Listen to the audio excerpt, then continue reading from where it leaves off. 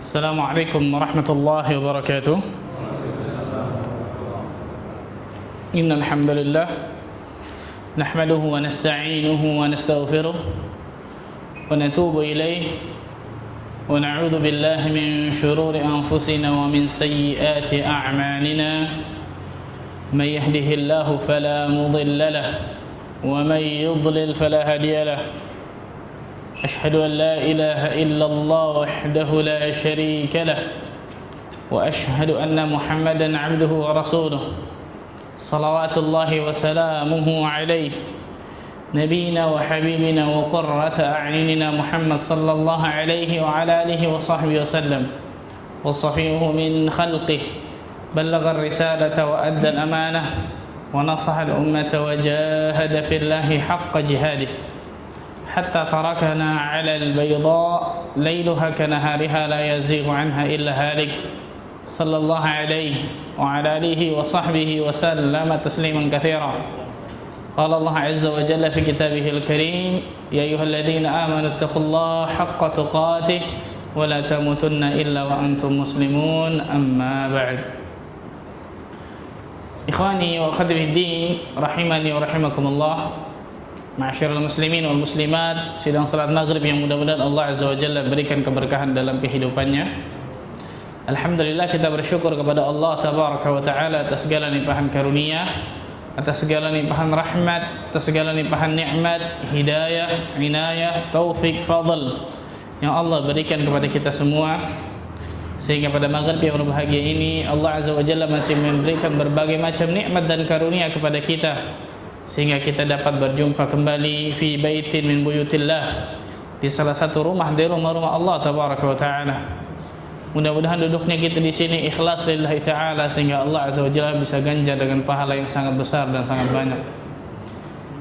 Salat dan salam semoga tercurah kepada Rasulullah sallallahu alaihi wasallam, nabi akhir zaman, nabi yang telah membawa kita dari zaman kejahiliahan, dari zaman kebodohan, dari zaman keterasingan akan ilmu menuju zaman yang terang benderang akan ilmu syar'i, itu zaman as-sunnah. Dan mudah-mudahan juga tersampaikan kepada istri-istri beliau, kepada keluarga beliau, anak-anak beliau, dan para sahabat radhiyallahu anhum jami'an. Ikhwani wa akhwati fiddin rahimani rahimakumullah. Mengetahui akan hakikat sesuatu membuat kita faham bagaimana bersikap akan sesuatu tersebut. Mengetahui, kita tahu akan hakikat sesuatu ini nih, membuat kita faham akan hakikat sesuatu tersebut, bagaimana bersikapnya. Jazakallahu khair. Mengetahui akan hakikat sesuatu menjadikan kita faham nih, bagaimana bersikap akan sesuatu tersebut. Ketika antum mau beli suatu barang, antum tahu barang ini asli nih, barang ini asli, maka antum akan berani bayar dengan harga yang mahal, karena tahu, antum tahu nih, tahu akan hakikat barang itu asli, bagus, antum akan bayar mahal. Tapi ketika antum nggak tahu nih, dilihat casingnya benar nih, dilihat dari luarnya benar bagus, tapi ternyata dalamnya rusak luar biasa parah, antum bayar mahal, nangis sampai rumah tuh. Tidak tahu akan hakikat sesuatu, sehingga menyebabkan seorang salah dalam bersikap. Ikhwan fiddin a'azakumullah, setiap manusia wajib, setiap muslim dan muslimah wajib mengetahui akan hakikat dunia ini, ikhwan, akan hakikat yang kita tinggal di dalamnya, ad-dunia. Karena ketika kita tidak tahu akan hakikat dunia ini, maka tidak lain tidak bukan manusia tersebut akan selalu berharap dengan sesuatu yang angan-angan kosong, akan selalu berharap dengan sesuatu yang pasti akan memberikan harapan yang palsu kepada dirinya. Karena itu tuh judul kita hari ini apa? PHP, pemberi harapan palsu. Pernah di PHP-in? Atau pernah PHP-in orang? Ketika manusia memberikan harapan kepada orang lain, kemudian orang tersebut memberikan harapan yang kosong, harapan yang palsu kepada manusia tersebut, maka biasanya manusia tersebut akan jerah, kapok. 1 kali, 2 kali, 3 kali, lama-lama jerah. Bahkan ada manusia yang satu kali saja dibohongin, berikan harapan yang palsu, oh dia jelas, oh nih orang ini nggak bisa dipegang omongannya nih. Itu manusia, ikhwan, bayangkan ikhwan. Itu manusia kepada makhluk. Ketika diberikan harapan yang palsu, dia berharap akan orang atau sesuatu atau apapun itu, kemudian harapannya tersebut palsu, tidak benar, tidak seperti yang dia harapkan, dia akan jerah tuh, kapok, nggak mau ngulangin lagi. Tapi subhanallah, yang satu ini nih, ketika manusia berharap dan pasti akan berharap terus sama yang satu ini, walaupun dia tahu atau tidak nih, karena ada manusia yang tahu dan yang tidak. Ada manusia yang tahu dan yang tidak. Walaupun dia tahu misalnya nih, sesuatu ini akan selalu memberikan harapan yang palsu kepada dirinya, tapi manusia ini selalu berharap akan sesuatu tersebut. Tidak lain tidak bukan adalah dunia, ikhwan. Tidak lain tidak bukan sesuatu tersebut adalah dunia. Yang setiap manusia selalu dan selalu berharap akan dunia tersebut, walaupun manusia tersebut tahu dunia ini akan memberikan harapan yang palsu kepada dirinya. Subhanallahilazim. Karena itu ikhwan fillah, azakumullah, tadi anak katakan pertama tuh, wajib bagi setiap muslim dan muslimah mengetahui akan hakikat dunia ini, sehingga dia tahu bagaimana bersikap akan dunia ini, sehingga dia tahu bagaimana bersikap yang benar akan dunia ini. Karena ketika manusia salah dalam bersikap tentang dunianya, maka dia tidak akan pernah mendapatkan kebahagiaan hakiki, ikhwan. Fitrah manusia cinta kepada dunianya, ikhwan. Tidak mungkin tidak, pasti. Fitrah manusia cinta kepada dunianya. Allah Azza wa Jalla berfirman dalam surat Al-Fajr, ayat ke-20, wa tuhibbunal mala hubban jamma, dan kalian mencintai harta kalian, dunia kalian dengan cinta yang sangat luar biasa. Itu fitrah manusia, ikhwan. Fitrah kita nih, cinta kepada dunia kita. Tidak mungkin tidak, mau atau tidak mau. Karena itu ikhwan fillah, azakumullah, tidak perlu seorang manusia menceritakan atau menjelaskan tentang kehebatan dunia, takjubnya dunia ini, nggak perlu. Manusia sudah pintar sendiri itu tanpa diajarkan, tanpa ada gurunya, manusia sudah nyari sendiri. Karena fitrah manusia cinta kepada dunianya. Ketika seseorang cinta kepada sesuatu, dia akan cari itu luar biasa, dia akan dapatkan sesuatu tersebut. Fitrah manusia cinta kepada dunianya, tidak mungkin tidak. Karena itu Allah tabaraka wa ta'ala di dalam Al-Quranul Karim, dari surah Al-Fatihah sampai surat An-Nas, tidak pernah memuji dunia satu kali pun dalam Al-Quranul Karim. Gak pernah, ya. Kita bisa cari. Begitu juga Rasulullah sallallahu alaihi wasallam tidak pernah memuji dunia dalam sabdanya yang sahih satu kali pun. Gak ada sama sekali.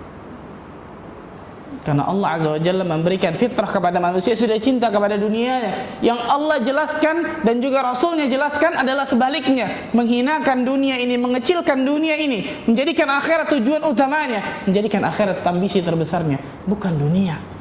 Karena fitrah manusia pasti cinta kepada dunianya, fitrah manusia pasti suka dan berharap kepada dunianya, walaupun dia tahu, sekali lagi, walaupun dia tahu dunia itu akan memberikan harapan yang palsu kepada dirinya. Subhanallah. Oleh karena itu, ikhwan fillah, azakumullah, Al-Imam Hasan Al-Basri rahimahullah ta'ala mengatakan, ma ajibtu min syai'in ka'ajabi min rajulin la yahsabu hubbad dunya minal kabair. Tidaklah aku merasa takjub, merasa heran dengan sesuatu, kecuali aku merasa heran dengan orang yang menganggap bahwa cinta kepada dunia bukan termasuk dosa besar. Lihat ikhwan, Imam Hasan Al-Basri mengatakan hubbud dunya minal kabair. Cinta kepada dunia sehingga melalaikan seseorang dari akhirat adalah termasuk dosa besar. Waimullah, kata Imam Hasan Basri, demi Allah, inna hubbaha min akbaril kabair. Sesungguhnya cinta kepada dunia tersebut termasuk dosa besar yang paling besar. Kenapa? Dijelaskan oleh Imam, wa hal tatasya'abul kabair illa min ajliha. Bukankah dosa-dosa besar yang lain itu muncul awalnya dari cinta kepada dunianya? Allahu Akbar. Untuk melihat pembunuhan di mana-mana tuh, berebut yang namanya apa? Dunianya. Untuk melihat perzinahan di mana-mana tuh, karena cinta kepada dunia, ingin merasakan kelezatan dari dunia sedikit, dia gadaikan agamanya, dia gadaikan akhiratnya. Untuk melihat orang-orang yang berebut warisan tuh, cinta kepada dunianya, sehingga yang namanya memutuskan tali silaturahmi, sampai memfitnah orang dan lain sebagainya karena cinta kepada dunianya. Wa hal tatasya'abul kabair illa min ajliha. Bukankah dosa-dosa besar yang lain timbulnya, munculnya disebabkan awalnya cinta kepada dunianya. Karena itu ikhwani wa akhwati fid din rahimani rahimakumullah, malam ini kita akan sedikit membahas tentang hakikatud dunia. Apa saja sih hakikat dunia ini nih? Sehingga seseorang bisa tahu bagaimana bersikap akan dunianya. Hakikat yang pertama, hakikatud dunia yang pertama Allah sebutkan dalam surah Al-Hadid ayat ke-20. Surah Al-Hadid urutan keberapa dalam Al-Quran? Surah Al-Hadid, Ar-Ra'd 57, mumtaz, masyaallah. Surat ke-57 Al-Hadid ayat ke-20. Ayat ini ayat yang sangat luar biasa, ikhwan. Ayat yang sangat memberikan manfaat kepada kita. Kalau manusia mau merenungi barang sejenak saja ayat ini, manusia akan paham hakikat dunia cuma ini nih dalam ayat ini. Subhanallah. Karena itu kalau bisa dihafalkan, ikhwan. Ya, biasanya tuh malas, Masya Allah, Ustaz, panjang Ustaz, Masya Allah, panjang luar biasa. Tapi kalau baca koran bola, panjang, Masya Allah, 2 jam duduk, Masya Allah. Paling tidak apa, kalau hati kita sedang cenderung muyul, kita cenderung kepada dunia, lagi cinta benar-benar sama dunia nih, sering-sering baca ayat ini. Allah Azza wa Jalla berfirman, "I'lamu annamal hayatud dunya la'ibu wa lahu wa zinatu wa tafakhurun bainakum wa takathurun fil amwali wal awlad kamathali ghaythin a'jaba al-kuffara nabatuhu thumma yahiju fatarahu musfarra thumma yakunu hutama wa fil akhirati 'adzabun shadidun wa maghfiratun minallahi wa ridwan wa mal hayatud dunya illa mata'ul ghurur." Allah Azza wa Jalla berfirman, "I'lamu", ketahuilah wahai manusia. Lihat, Allah mengawali surah ini dengan fi'il amr. Dengan fi'il amr. Apa itu fi'il amr? Kalimat perintah. Kalau kita temukan dalam Al-Quran atau dalam As-Sunnah Al-Hadith, ada kalimat perintah. Ini kaidah, ikhwan, kaidah usul fikih ini.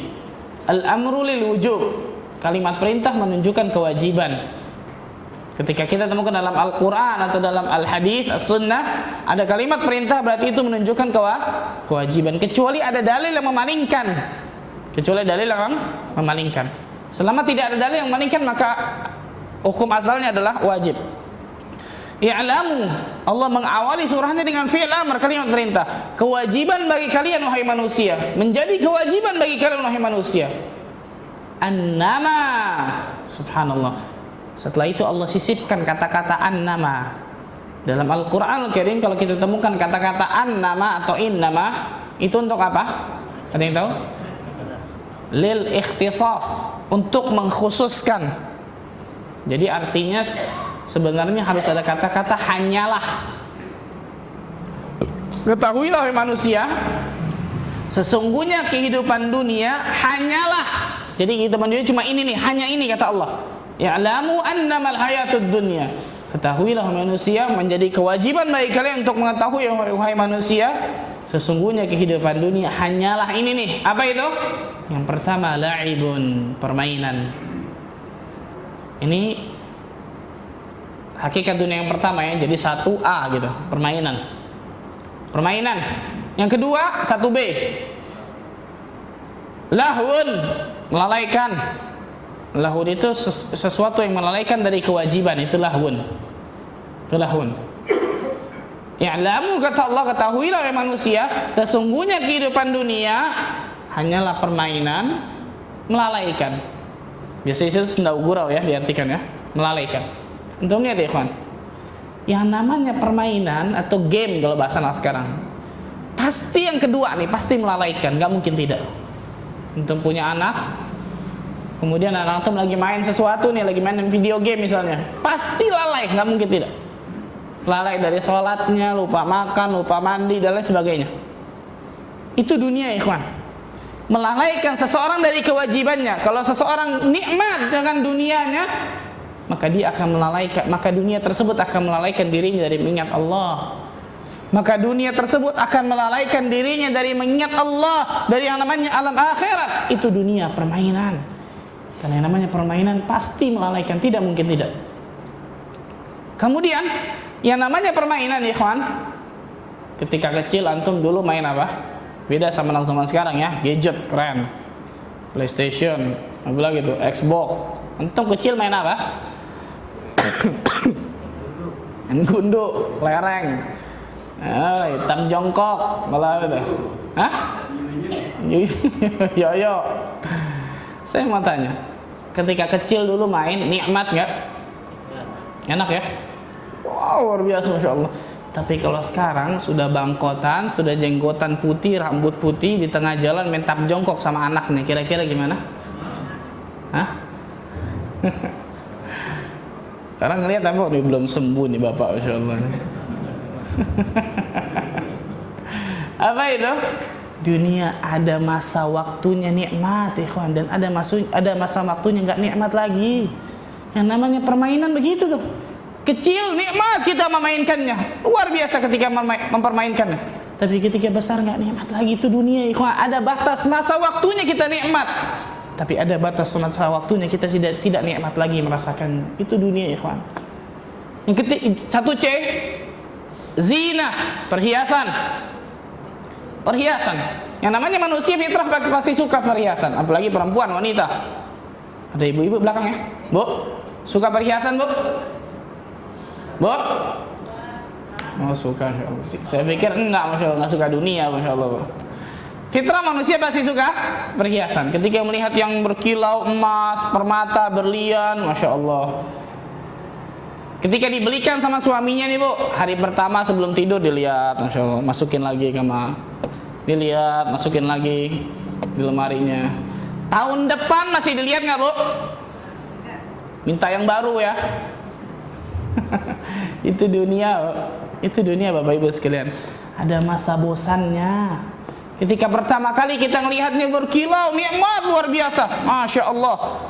Tapi ada masa bosannya ketika seseorang tidak nikmat lagi ketika melihat dunianya, bosan.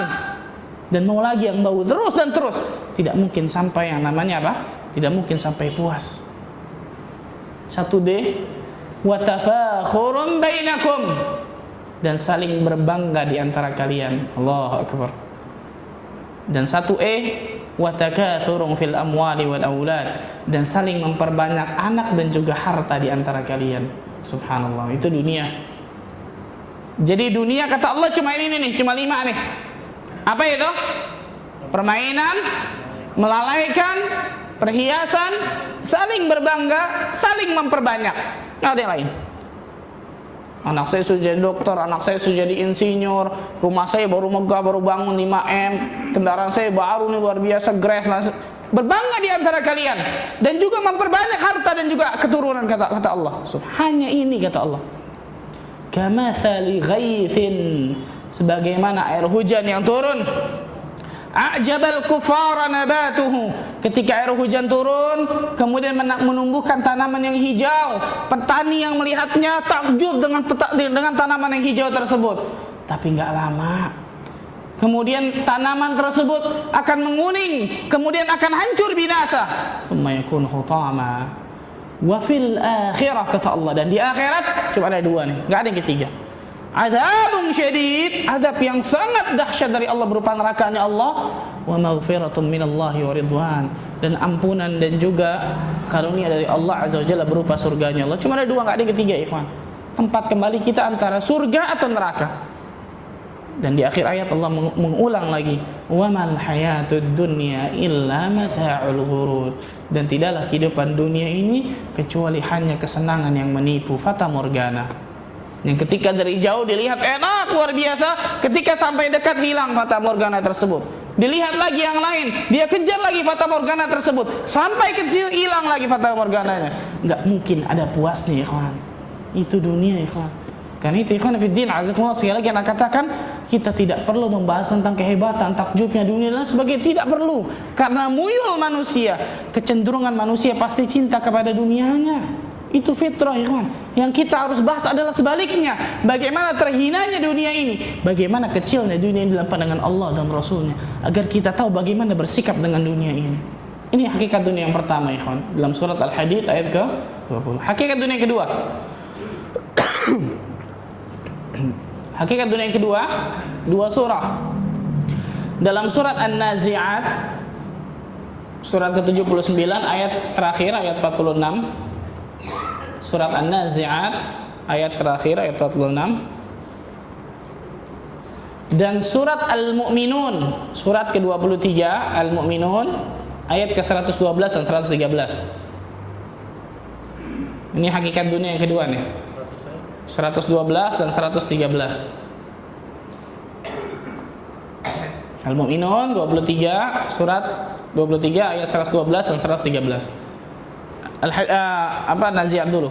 Allah Azza wa Jalla berfirman, "Ka'annahum yawma yarawnaha lam yalbathu illa 'ashiyatan aw duhaha." Seakan-akan mereka, kata Allah, ketika mereka melihat hari kiamat dengan mata kepala mereka sendiri, kita manusia nih, ketika kita melihat hari kiamat dengan mata kepala kita akan mengatakan nih, lam yalbathu illa 'ashiyatan aw duhaha. Tidaklah kami hidup di dunia Allah kecuali hanya waktu duha, waktu pagi, atau waktu petang, waktu sore. Allahu Akbar. Ini hakikat dunia yang kedua, ikhwan. Apa itu? Dunia ini sebentar, enggak lama. Tidak lama, ikhwan. Manusia ketika mereka melihat hari kiamat dengan mata kepala mereka, bahkan mereka akan melihat neraka jahanam nanti di yaumul qiyamah, mereka akan mengatakan, lam yalbathu illa 'ashiyatan aw duhaha. Tidaklah kami hidup di dunia kecuali hanya waktu duha, waktu pagi, atau waktu sore, waktu petang. Allahu Akbar. Dua waktu yang sangat singkat, luar biasa. Dua waktu yang sangat singkat, waktu duha, waktu pagi, atau waktu petang, waktu sore. Tapi ingat, ikhwan, dua waktu yang singkat ini yang menentukan bagaimana nasib kita nanti di akhirat. Apakah Allah Azza wa Jalla akan memberikan kepada kita berupa karunia-Nya, berupa surganya Allah dan kekal di dalamnya, atau sebaliknya Allah Azza wa Jalla akan memberikan murkanya dan azabnya berupa nerakanya Allah dan kekal di dalamnya. Waktu yang singkat ini yang menentukan, ikhwan. Allah Azza wa Jalla juga berfirman dalam surah Al-Mu'minun, Allah akan bertanya kepada kita nanti nih, qala kam labithtum fil ardi adada sinin. Berapa tahun kalian hidup di dunia, wahai manusia? Lihat, ikhwan, berapa tahun kalian hidup di dunia, wahai manusia? Pertanyaan dalam bentuk tahun. Apa jawaban manusia? Qalu labithna yawman aw ba'da yawm fas'alil 'adin. Kami hidup di dunia Allah hanya satu hari atau sebahagian setengah dari hari. Maka tanyalah orang-orang yang pandai menghitung. Allahu Akbar. Pertanyaan Allah dalam bentuk tahun, dan jawaban manusia nanti di hari kiamat dalam bentuk hari. Satu hari atau sebahagian setengah dari hari. Karena memang Allah Azza wa Jalla berfirman dalam surah As-Sajdah ayat ke-5, fi yaumin kana miqdaruhu alf sanatin mimma ta'uddun. Satu hari di sisi Rabbmu, satu hari di akhirat sama dengan 1000 tahun hitungan kalian di dunia. Jadi orang yang diazab di nerakanya Allah setengah harinya akhirat sama dengan 500 tahun hitungan dia di dunia. Na'udzubillah min dzalik. Maka siapa yang masuk neraka, ikhwan? Siapa yang akan tahan dengan nerakanya Allah? Na'udzubillah min dzalik. Nasallallahu alaihi wasallam. Sebentar, singkat hidup kita di dunia, enggak lama, ya kan? Tidak lama. Waktu duha atau waktu petang, atau satu hari atau sebahagian dari hari. Rasulullah sallallahu alaihi wasallam bersabda dalam hadis yang sahih dari Tirmidzi dan juga lainnya, a'maru ummati baina 60 wa 70 wa qalilun man yajuzu dzalik. Umur umatku, kata Rasulullah, antara 60 sampai 70 tahun, dan sedikit yang melampaui dari 70 tahun tersebut. Sedikit. Di sini saja nih. Yang lebih dari 70 tahun mayoritas, minoritas? Minoritas insyaallah. Beda sama umur umat terdahulu. Umur umat Nabi Nuh panjang-panjang insyaallah. Kaum Nabi Nuh berdakwah di kaumnya berapa tahun? 50. Itu baru umur dakwahnya loh. umur dakwahnya. Oleh karena itu sebuah riwayat mengatakan ada seorang ibu yang menangis ketika anaknya meninggal zaman Nabi Nuh nih. Maka Nabi Nuh bertanya, kenapa kau menangis wahai ibu? Anakku meninggal, kesian, belum merasakan kenikmatan dunia, kesian. Berapa tahun anakmu? 60 tahun. 60 tahun baru merasakan kenikmatan dunia. Ibu ini umurnya 200 tahun. Kemudian kata Nabi Nuh apa? Wahai ibu, nanti di akhir zaman ada manusia, ada umat yang umurnya hanya 60 sampai 70 tahun. Allah Akbar. Dan benar kita umur Nabi Muhammad SAW. Apa kata ibu ini? Kalau Allah Azza wa Jalla berikan umurku cuma segitu tuh, 60 sampai 70 tahun, aku akan jadikan satu kali sujud dalam hidupku. Allah Akbar. Begitu singkatnya, sebentar, nggak lama ikhwan, tidak akan pernah lama. Antum lihat, ketika antum melihat anak antum kecil sekarang sudah masuk SD, masuk SMP, SMA, kuliah, sebentar lagi menikah, subhanallah, cepat waktu ini, sebentar, tidak lama. Ini hakikat dunia yang kedua nih, sebentar, nggak lama. Hakikat dunia yang ketiga, hakikat dunia yang ketiga dalam surah Al-Anbiya, surah ke-21 ayat ke-35. Kullu nafsin dha'iqatul maut wa nabluukum bisyarri wal khairi fitnatan wa ilaina turja'un. Setiap yang bernyawa pasti akan wafat, mati. Dan kami, kata Allah, pasti akan menguji kalian dengan asyar dan al-khair, dengan keburukan dan kebaikan. Fitnatan, menjadi fitnah, ujian, cobaan. Wa ilaina turja'un, dan kepada kami kalian akan dikembalikan. Untuk perhatikan ikhwan, dari ayat ini berarti kita bisa ambil kesimpulan hakikat dunia, dunia pasti berakhir. Imma kita yang meninggalkan dunia ini atau dunia hancur nanti di hari kiamat. Pasti berakhir. Kemudian yang kedua pada ayat ini, dunia ini berputar. Berputar dunia ini. Allah berfirman, "Wa nabluukum bisyarri wal khair." Kami, kata Allah, pasti akan menguji kalian dengan asyar dan al-khair. Tafsir dari kata-kata asyar, keburukan di situ, kemiskinan, kefakiran, waktu yang sempit, kesulitan hidup, sakit. Kan manusia itu syar ya, buruk tuh. Manusia nggak suka biasanya. Wal khair, dan juga kebaikan.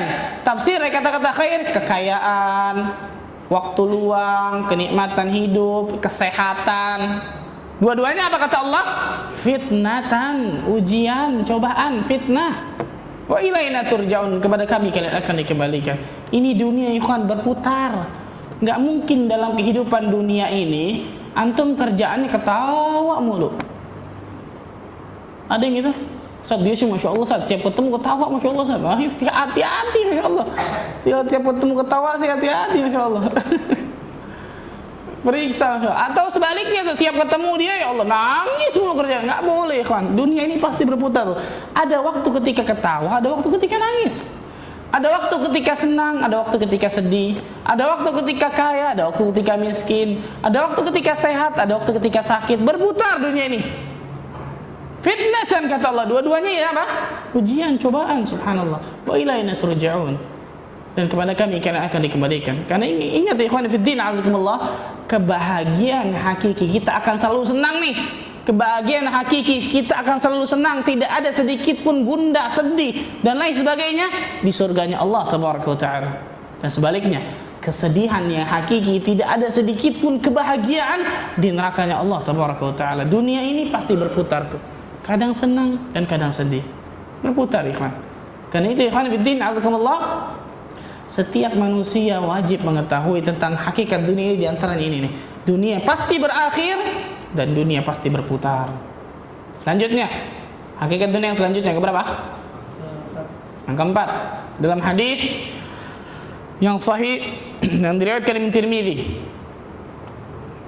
Rasulullah sallallahu alaihi wasallam bersabda, "Lau kanatid dunya ta'dilu 'inda Allah janaha ba'udatin ma saqa kafiran minha syurbata ma'in." Dah tulis mah. Bingung tulisnya apa nih? Seandainya dunia ini, kata Rasulullah, lau kanatid dunya, seandainya dunia ini ta'dilu 'inda Allah janaha ba'udatin, berharga dalam pandangan Allah seberat sayap seekor nyamuk. Seandainya dunia ini berharga dalam pandangan Allah seberat sayap seekor nyamuk. Seandainya dunia ini berharga dalam pandangan Allah seberat sayap seekor nyamuk, ma saqa kafiran minha syarbata ma'in, maka niscaya Allah Azza wa Jalla tidak akan memberikan setetes air pun bagi orang-orang kafir. Allahu Akbar. Hadis ini luar biasa ya kawan. Maka niscaya Allah tidak akan memberikan setetes air pun bagi orang-orang kafir. Apa maksudnya? Dunia ini gak berharga dalam pandangan Allah ya kawan. Dunia ini gak berharga dalam pandangan Allah. Rasulullah SAW mengatakan ini. Dan bagaimana Rasulullah membuat permisalan yang luar biasa. Sayap seekor nyamuk. Kalau antum malam-malam gak bisa tidur, banyak nyamuk, nyari nyamuk akhirnya. Tepok 1 dapat, tepok 2 dapat, sampai 10-20 nyamuk masukin plastik. Besok pagi datang ke pasar, mau jual tuh plastik, mau jual tuh nyamuk, satunya 1.000. Ada yang beli? Hah? Dinaikin satunya 5.000. 1.000 yang nggak mau beli, 5.000 lagi. Gratis deh dikasih nih. Buat antum nih capek-capek nyari nyamuk nih, gak ada yang mau nih. Hah? Ada yang mau beli? Ada ya kawan. Gak ada, subhanallah. Kata Rasulullah apa? Lau kanatid dunya ta'adilu indallahi janaha ba'udatin. Kalau seandainya dunia ini berharga dalam pandangan Allah seberat sayap seekor nyamuk, ma saqa kafiran minha syarbata ma'in, maka Allah Azza wa Jalla tidak memberikan satu tetes air pun bagi orang-orang kafir. Gak ada artinya dunia ikhwan. Tapi luar biasa, subhanallah, berapa banyak manusia yang menggadaikan agamanya, bahkan menggadaikan surganya cuma gara-gara berebut sayap seekor nyamuk ini, ikhwan. Betul. Berapa banyak keluarga yang tadinya harmonis, contoh pertama nih. Berapa banyak keluarga yang tadinya harmonis, keluarga tersebut rukun, masya Allah, hancur berantakan keluarga tersebut. Seorang kakak tidak mau menegur adiknya, seorang keponakan tidak mau datang ke paman dan bibinya, cuma gara-gara berebut apa? Warisan. Allahu Akbar. Hancur hubungan silaturahmi itu. Apa kata Rasulullah? La yadkhulul jannata qati'. Tidak masuk surga orang yang memutuskan tali silaturahminya. Cuma gara-gara sayap seekor nyamuk, dia berebut sayap seekor nyamuk, dia gadaikan surganya tuh, dia putuskan, dia hancurkan tali silaturahminya. Na'udzubillah min dzalik. Wassallallahu alaihi wasallam. Contoh kedua, orang yang berebut sayap seekor nyamuk. Berapa banyak manusia zaman sekarang kita lihat depan mata kepala kita nih, masya Allah, yang menghabiskan hartanya, menghabiskan yang namanya apa yang dia miliki. Yang halal jadi haram, yang haram jadi halal, semua yang penting halal, masya Allah. Yang penting bisa duduk di salah satu tampuk kepemimpinan yang dia idam-idamkan, kursi hangat atau kursi panas, tergantung persepsinya. Semua dihalalkan, subhanallah. Tidak memikirkan halal dan haram, yang penting saya duduk dulu, urusan ntar. Na'udzubillah min dzalik. Berebut sayap seekor nyamuk. Apa kata Rasulullah? Ma dhi'bani ja'i'ani ursila fi ghanamin bi afsadalaha min hirsil mar'i 'ala al-mali wa syarafi li dinihi. Tidaklah 2 ekor serigala yang lapar. Antum lihat ya kan? 2 ekor serigala yang lapar, kata Rasulullah, yang dimasukkan ke dalam seekor domba, seekor kambing. Bagaimana rusaknya kambing tersebut? Kita bisa bayangkan. 2 ekor serigala yang lapar lagi. Para syurahul hadis, para penjelas hadis mengatakan, kenapa Rasulullah menyebutkan di situ serigala? Karena serigala, kata para ulama, adalah binatang yang paling rakus. Ketika dia memangsa mangsanya, dia tidak meninggalkan sedikit pun mangsanya tersebut. Ada 2, bukan 1. Lapar lagi. Subhanallah. Kita bisa bayangkan rusaknya domba kambing tersebut. Tapi apa kata Rasulullah? Ternyata agama seseorang jauh lebih rusak ketika orang tersebut lebih cinta kepada dunianya dan juga kepada yang namanya kedudukan. Allahu Akbar. Agama seseorang jauh lebih rusak, dan benar kita lihat depan mata kepala kita. Jauh lebih rusak ketika seseorang lebih cinta kepada dunia ini, kepada hartanya, dan juga kepada kedudukannya. Na'udzubillah min dzalik. Menghalangi seseorang dari yang namanya mengingat Allah, menghalangi seseorang dari akhiratnya Allah Azza wa Jalla, sehingga lebih mencintai kepada dunianya. Na'udzubillah. Ini hakikat dunia yang selanjutnya, ikhwan. Apa itu? Dunia ini tidak berharga. Mata'un qalil, perbendaharaan yang sedikit. Ini yang ke-4 ya. Dunia ini enggak berharga. Tidak berharga dalam pandangan Allah. Mata'un qalil, perbendaharaan yang sangat sedikit. Dalam hadis yang lain riwayat Muslim, ketika Rasulullah SAW datang dari Awali, Di Madinah itu ada namanya tempat awali, agak tinggi. Kemudian menuju ke salah satu pasar di Madinah. Kemudian Rasulullah SAW melihat salah satu bangkai anak kambing yang kupingnya cacat, asak, kupingnya cacat. Ini hebatnya Rasulullah ikhwan, ketika ada momen untuk bisa mengajarkan umatnya, para sahabatnya, beliau ajarkan. Maka beliau memegang kuping anak kambing yang bangkai tersebut, kemudian mengatakan kepada para sahabatnya, apakah dari kalian ada yang membeli anak kambing ini seharga 1 dirham? Maka para sahabat mengatakan, ya Rasulullah, ada mayit, ini sudah mati Rasulullah, nggak ada bangkai, nggak ada manfaatnya bagi kami. Rasulullah mengulang, adakah dari kalian yang mau menginginkan mempunyai bangkai anak kambing ini? Maka mereka mengatakan, ya Rasulullah, sesungguhnya anak kambing ini cacat.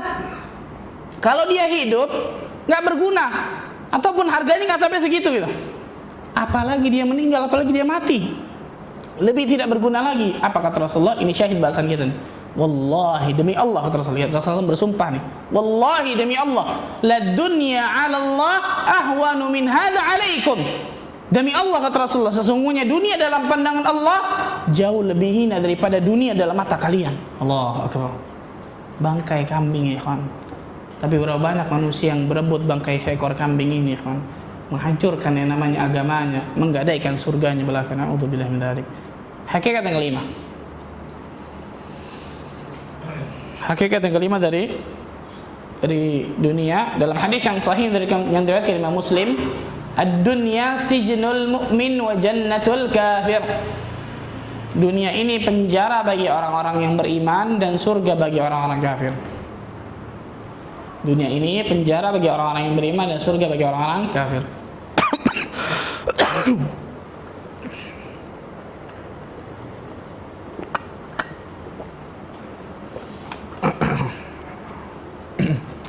Dunia ini penjara bagi orang-orang yang beriman dan surga bagi orang-orang kafir. Apa maksudnya? Kata para ulama ada 2 penjelasan di sini.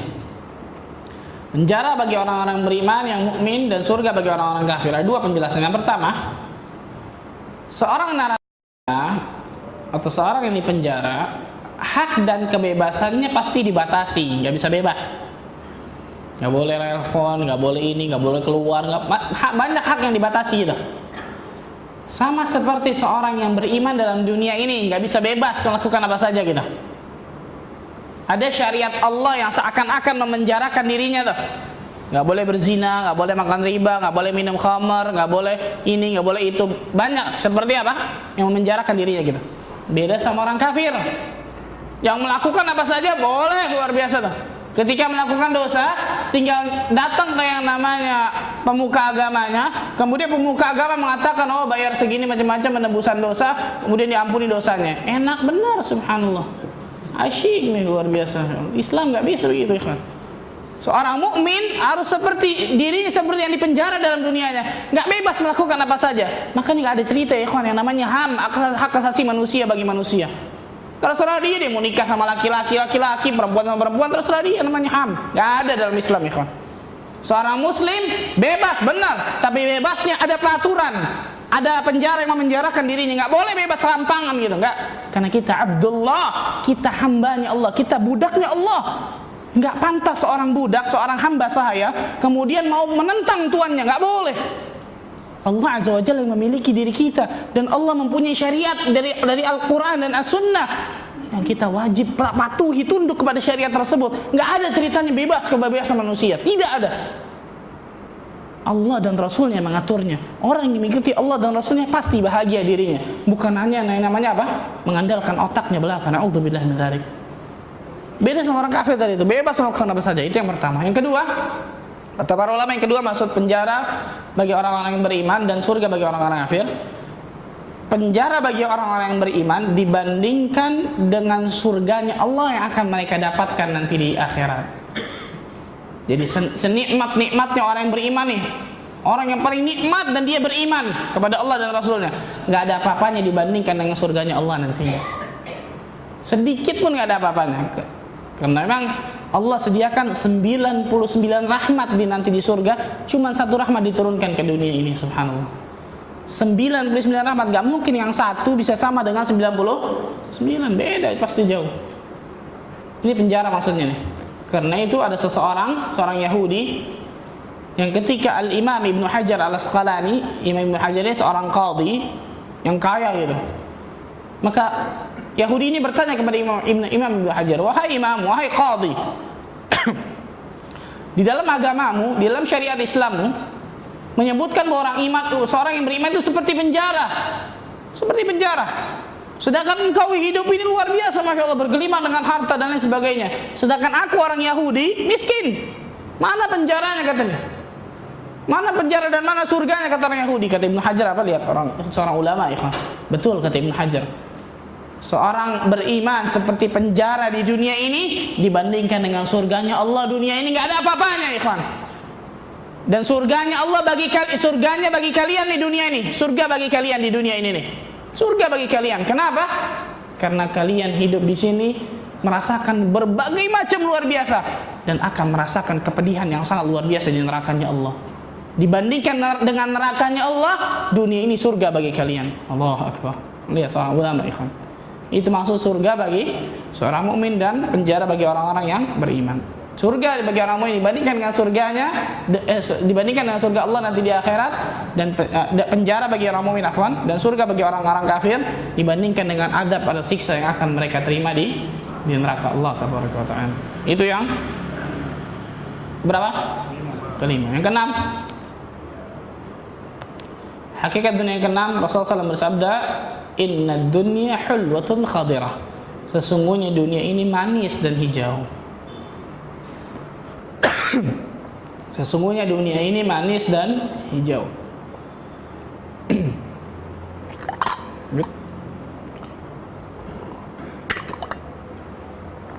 Manis dan hijau. Sesuatu yang manis atau sesuatu yang hijau pasti manusia suka tuh.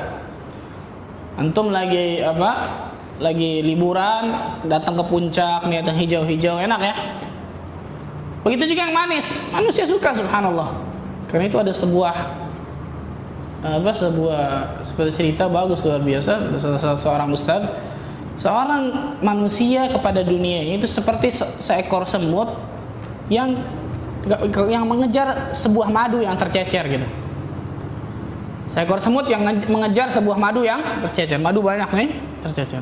Kemudian semut tersebut datang ke madu tersebut, dia cicipi manisnya, dia jalan. Ketika belum sempat kembali ini, dia hilang nih, rasa manisnya hilang, dia balik lagi semut tersebut. Dia cicipi lagi, dia jalan lagi. Hilang lagi, dia masuk lagi. Dan dia memikir, semut ini berpikir, kalau aku di tengah, aku akan merasakan manisnya yang sangat luar biasa nih. Di pinggir saja begitu tuh, apalagi di tengah. Maka semut itu masuk barang ke dalam tuh. Sehingga ketika di dalam dia merasakan kemanis luar biasa, Masya Allah. Tapi ketika dia mau keluar, gak bisa lagi keluar dari kubangan madu tersebut. Sampai dia mati akan terjerumus dalam ini. Itu seperti dunia, ikhwan, kepada manusia. Sedikit dia cocok, kemudian nikmat, balik lagi terus. Kalau dia tercebur dalam dunianya, seperti seseorang yang meminum air laut, tidak akan menghilangkan dahaga dan hausnya, malah sebaliknya akan memberikan madarat yang sangat luar biasa bagi dunia tersebut. Kalau seseorang tidak tahu bagaimana bersikap dengan dunianya, lihat, manis dan hijau. Isya? Silakan diazan dulu. Habis isya kita lanjut habis salat ya. Tapi insyaallah taala habis salat kita lanjutkan, kemudian akan kita bahas tentang masalah apa saja yang harus kita lakukan dari dunia ini. Allah taala sallallahu alaihi Muhammad wa ala alihi wasallam. Subhanakallah bihamdika asyhadu an la ilaha illa anta astaghfiruka wa atubu ilaik. Wassalamualaikum warahmatullahi wabarakatuh. Bismillah, assalamualaikum warahmatullahi wabarakatuh. Alhamdulillah hamdan katsiran tayyiban mubarakan fi kama yuhibbu rabbuna wa yarda. Wassalatu wassalamu ala Rasulillah wa ala alihi wa sahbihi wa ala. Asyhadu an la ilaha illallah wahdahu la syarika lah wa asyhadu anna Muhammadan abduhu wa rasuluh. Kita lanjutkan sedikit. Hakikat dunia yang ketujuh. Betul? Dalam hadisnya dia bilang 6, dia bilang 7.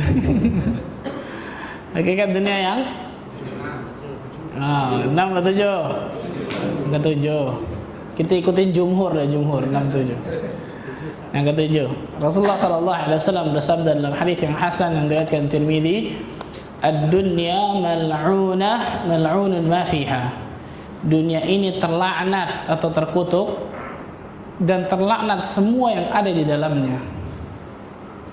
Ini hakikat dunia yang ketujuh. Ad-dunya mal'unah, mal'unun ma fiha. Dunia ini terlaknat atau terkutuk. Mal'unun ma fiha, kemudian terlaknat, terkutuk semua yang ada di dalamnya. Illa, kecuali ada 4 pengecualiannya. Yang pertama apa? Zikrullah, kecuali orang yang berzikir mengingat Allah. Yang pertama, terlepas dari laknat dunia, terlepas dari kutukan dunia, terkutuknya dunia ini. Illa zikrullah, yang pertama, kecuali orang yang berzikir mengingat Allah. Yang kedua, wa ma walah, dan orang yang berbuat yang Allah cintai, amal saleh maksudnya. Orang yang beramal atau berbuat yang Allah cintai, yang Allah senangi, beramal saleh.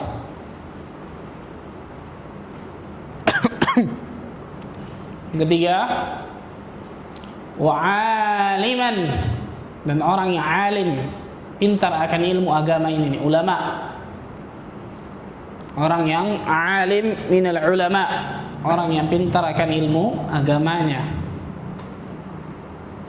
Dan yang terakhir, mudah-mudahan kita termasuk di dalamnya, au muta'allima, atau seorang penuntut ilmu syar'i, atau seorang penuntut ilmu agama. Yang terakhir, yang terlepas dari laknat dunia.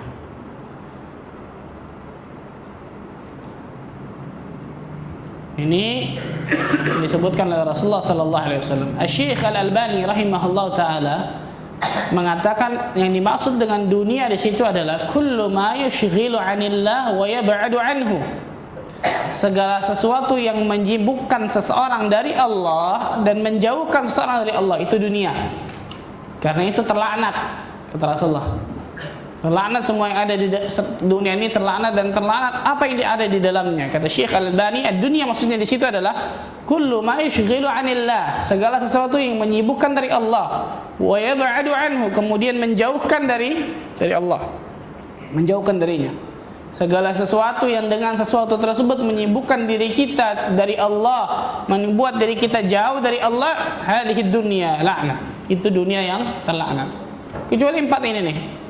Yang berzikir kepada Allah, selalu mengingat Allah, yang berbuat amal yang dicintai, perbuatan yang disenangi Allah, amal saleh, seorang ulama yang pintar akan ilmu agama ini, dan muta'allima, dan seorang penuntut ilmu syar'i, seorang penuntut ilmu agama. Ini 7 hakikat dunia. 7 hakikat dunia. Setelah kita tahu bahwa dunia ini permainan, dunia ini sementara, dunia ini hanya sendau gurau yang melalaikan, dunia ini perhiasan, dunia ini saling berbangga di antara kalian, dunia ini terlaknat, dunia ini manis, dan lain sebagainya. Pertanyaan sekarang, apa yang harus kita lakukan? Ini yang paling penting, ikhwan. Apa sikap kita ketika kita sudah tahu hakikat dunia ini nih? Apa sikap kita yang harus kita lakukan ketika sudah tahu nih tentang hakikat dunia ini? Yang pertama, sikap seseorang kepada dunia yang pertama,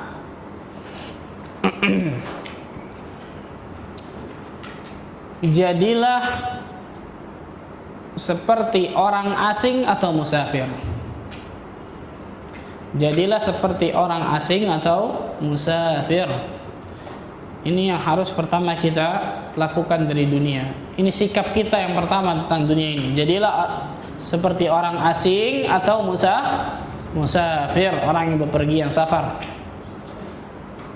Rasulullah sallallahu alaihi wasallam bersabda dalam hadis yang sahih, "Kun fid dunya ka'annaka gharibun aw 'abiru sabil." Jadilah di dunia ini seperti orang yang asing atau seorang musafir. Ini yang disuruh oleh Rasulullah SAW. Kalau antum pergi ke satu tempat, di tempat tersebut tidak ada yang kenal antum, antum juga gak kenal sama siapapun di tempat tersebut, tidak ada yang mengajak ngobrol antum, gak ada yang bicara nih, gak tahu mau kemana, bingung mau ngapain, cuma di kamar aja mungkin, ya bengang-bengong gitu macam-macam. Kira-kira betah gak di situ? Kira-kira betah nggak? Nggak mungkin, orang asing nih, nggak kenal siapa-siapa, mau ngapain bingung dan sebagainya, asing. Maka harus kita jadikan seperti itu dunia ini. Nggak boleh seorang manusia sangat luar biasa cinta sehingga mau hidup 1000 tahun kalau bisa selamanya di dunia. Enggak ya kawan, asing. Nggak mungkin betah dia dalam perasingannya, nggak mungkin betah. Daerah yang asing tersebut nggak mungkin betah. Itu manusia ya kawan. Itu yang harus kita jadikan sikap seperti dunianya tuh. Jadikan diri kita seperti orang asing yang nggak mungkin betah dalam kehidupan dunia ini, selalu luar biasa dengan betahnya gitu. Enggak. Karena ada akhirat, wal akhiratu khairu wa abqa, dan akhirat itu lebih baik dan lebih kekal. Atau seorang musafir nggak mungkin lama ketika singgah di satu tempat, pasti dia akan jalan, nggak mungkin lama. Ketika Umar bin Khattab radhiyallahu taala anhu masuk ke rumah Rasulullah SAW, kemudian melihat Rasulullah SAW sedang tidur di atas tikarnya, tidak memakai bajunya. Maka ketika beliau bangun, tikar tersebut berbekas kepada punggung Rasulullah SAW. Ini manusia paling mulia, Allahu Akbar. Manusia yang paling mulia yang pernah menginjakkan kakinya di muka bumi ini. Ketika Umar masuk, kemudian melihat Rasulullah sedang tidur di atas tikarnya, membuka bajunya. Ketika beliau terbangun, duduk, bekas tikar beliau menempel di punggung beliau. Kalau kita kebalik, Masya Allah, bekas kita nempel di tempat tidur, saking nikmatnya tempat tidur, Masya Allah, nggak mau bangun-bangun. Maka Umar menangis ketika seperti itu. Umar mengatakan, ya Rasulullah, lihat Kisra Parsi, lihat Kaisar Romawi, mereka bergelimang dengan harta mereka. Engkau Rasul kami, engkau pemimpin kami, apakah seperti ini ya Rasulullah? Apa seperti ini semestinya dengan duniamu ya Rasulullah? Apa kata Rasulullah? Ya ikhwan, apa kata Rasulullah? Maka Rasulullah mengatakan, mali walid dunia, apa urusanku dengan dunia? Apa urusanku dengan dunia? Kata Rasulullah, mali walid dunia, illa ana fid dunya mithlu karakibin istadhalla tahta syajaratin thumma raha wa tarakaha. Aku di dunia, kata Rasulullah, seperti seorang penunggang, pengendara, musafir yang berteduh di salah satu pohon, istadhalla tahta syajaratin, berteduh di bawah pohon tersebut, thumma raha, kemudian istirahat sebentar, wa tarakaha, kemudian meninggalkan pohon tersebut. Allahu Akbar. Lihat bagaimana Rasul kita yang mulia sallallahu alaihi wasallam mengajarkan kepada umatnya, menjadikan harusnya dunia itu sebagai bukan tujuan utamanya. Menjadikan dunianya seperti diri kita, seorang perantau, seorang yang asing, seorang musafir. Nggak boleh betah nggak boleh benar-benar betah dalam dunia ini, subhanallah. Yang kedua, sikap kita kepada dunia. Yang kedua, jangan berebut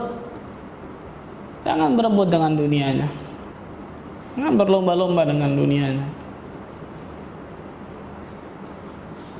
Rasulullah sallallahu alaihi wasallam bersabda dalam hadis yang sahih yang diriwayatkan Bukhari dan Muslim, wallahi mal faqra akhsha alaikum, demi Allah kata Rasulullah, bukan kefakiran, bukan kemiskinan yang aku takutkan kepada kalian. Niat ngomongnya ini depan para sahabat loh, dan pada hakikatnya pada kita semua.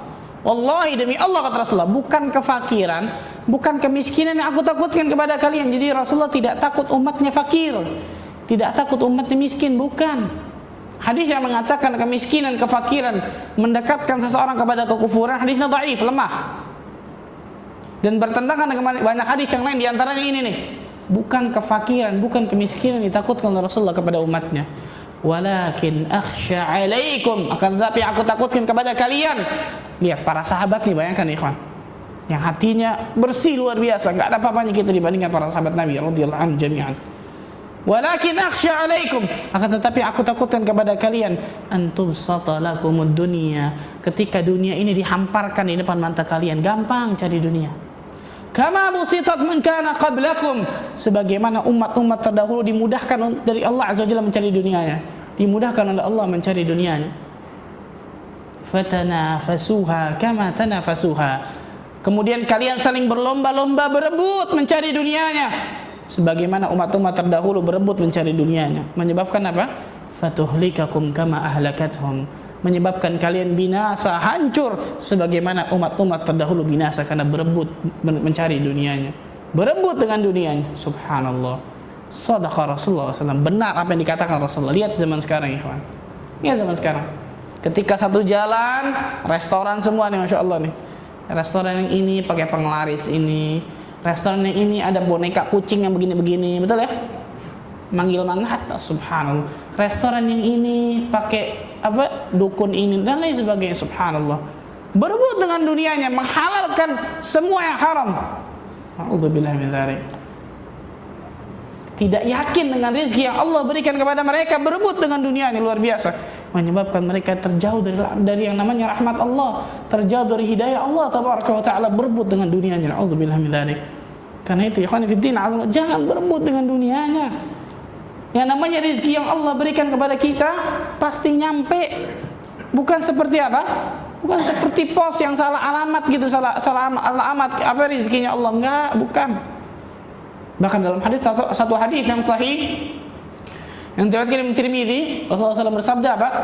Ketika seseorang lari, fima makna hadis, ketika seseorang lari dari rezekinya sebagaimana seseorang lari dari kematian, karena manusia pada hakikatnya terkunci akan kematian, lari dari kematian, maka rezekinya tersebut pasti akan sampai kepada dirinya sebagaimana kematian pasti akan menemuinya. Allahu Akbar. Jangan takut ikhwan. Tinggal kita ikhtiar kepada Allah dengan ikhtiar yang halal, yang benar, doa sama Allah, tawakal sama Allah. Jangan kemudian juga ngajari dunia, salah. Kerjaan ini masjid 24 jam, Masya Allah, ngajari dunia, salah. Allah Azza wa Jalla berfirman dalam surah Al-Qasas ayat ke-77 apa? Wabtaghi fima ataka Allahu ad-daral akhirah wa la tansa nasibaka minad dunya. Carilah oleh kalian negeri akhirat kalian, tapi jangan lupakan nasib kalian di dunia, karena kalian hidup di dunia.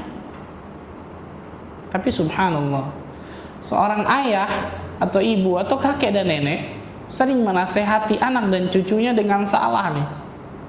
Biasanya seorang orang tua atau kakek dan nenek menasehati anak dan cucunya apa?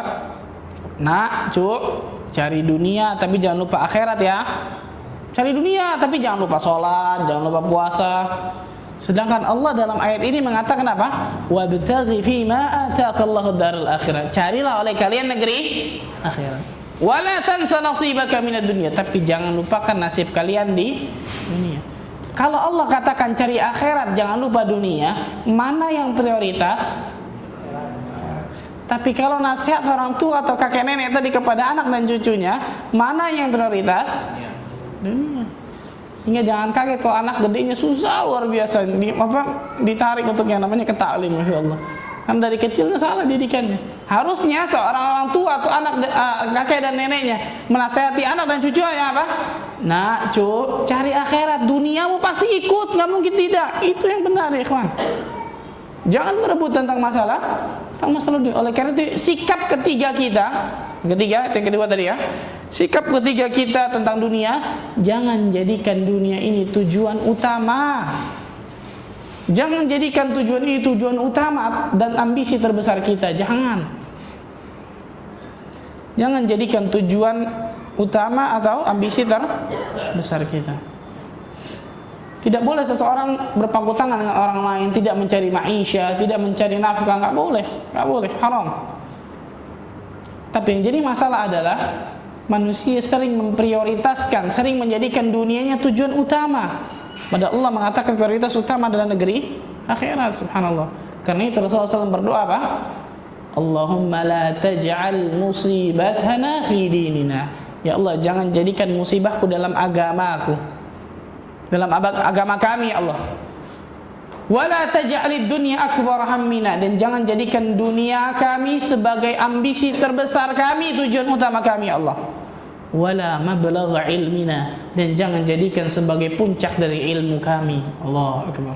Ini doa Rasulullah yang ma'thur, yang wajib kita berdoa nih, agar meminta kepada Allah agar kita menjadikan yang namanya tujuan utama kita adalah negeri akhirat. Hafal doanya? Enggak, insyaallah. Allahumma la taj'al musibatana fi dinina. Ya Allah, jangan jadikan musibah kami dalam agama kami. Wala taj'alid dunya akbar hammina, dan jangan jadikan dunia menjadi tujuan utama kami, ambisi terbesar kami. Wala mablagha ilmina, dan jangan jadikan sebagai puncak dari ilmu kami. Kita seringnya doanya apa biasanya? Doa sapu jagat. Rabbana atina fid dunya hasanah wa fil akhirati hasanah wa qina adzabannar. Bukan nggak boleh, bagus Masya Allah doanya. Tapi manusia sering salah memahami doa ini nih. Manusia sering salah ketika memahami doa ini nih. Ketika dirinya berdoa, Rabbana atina fid dunya hasanah, ya Allah berikan kepada dunia kami kebaikan hasanah, wa fil akhirati hasanah, dan kepada akhirat kami kebaikan hasanah, wa qina adzabannar, kemudian lindungi kami dari yang namanya api neraka jahanam ya Allah. Minta kepada Allah nih kebaikan dunia dan kebaikan akhirat. Berarti dari doa ini berarti dunia dan akhirat harus 50% harus seimbang, betul? Betul nggak? Oh, ada dua kubu nih, ada yang diam, ada yang salah ya kawan. Doa ini tidak sama sekali menunjukkan tentang dunia harus seimbang sama akhirat 50% tidak, salah. Karena ahli tafsir menafsirkan Rabbana atina fid dunya hasanah, ya Allah berikan dunia kami hasanah, kebaikan. Hasanah di situ ditafsirkan.